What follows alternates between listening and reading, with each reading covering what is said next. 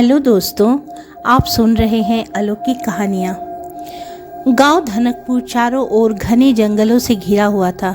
सूरज डूबते ही सन्नाटा पसर जाता, लोग अपने अपने घरों में दुबक जाते। कहा जाता जंगल में एक पुराने पीपल के पेड़ में एक चुड़ैल का बसेरा था।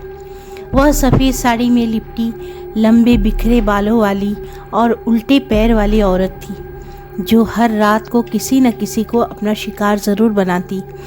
एक शाम गांव के 3 दोस्त अर्जुन, रोहित और समीर खेतों में बैठे हंसी मजाक कर रहे थे। तभी अर्जुन ने उस पीपल की पेड़ की ओर इशारा करके कहा, चलो ना, आज उस चुड़ैल की सच्चाई देखते हैं।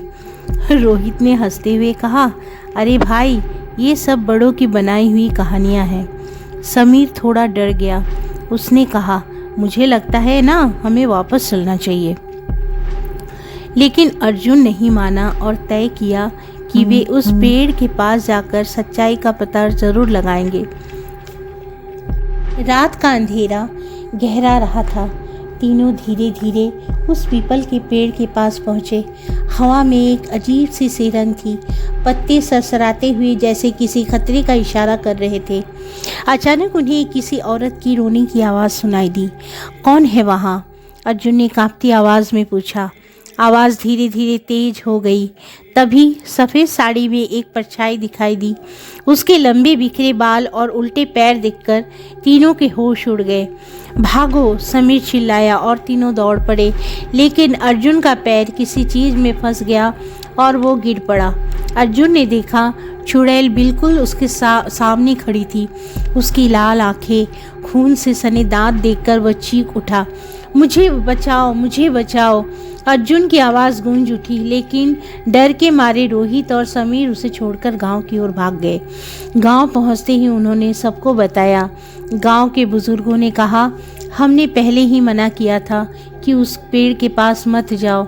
गांव के लोगों ने मशालें उठाई और उस पेड़ के पास बढ़ने लगे। वहां अर्जुन दिखाई दिया। उसकी आंखें सफ़ेद हो चुकी थी, चेहरे पर भयानक सी मुस्कान थी। अर्जुन, अर्जुन, माँ ने धीरे से पुकारा।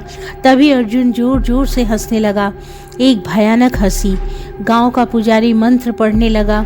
जैसे जैसे मंत्र गूंजने लगा, अर्जुन तड़पने लगा, जैसे कोई अंदर से बाहर निकलने की कोशिश कर रहा हो।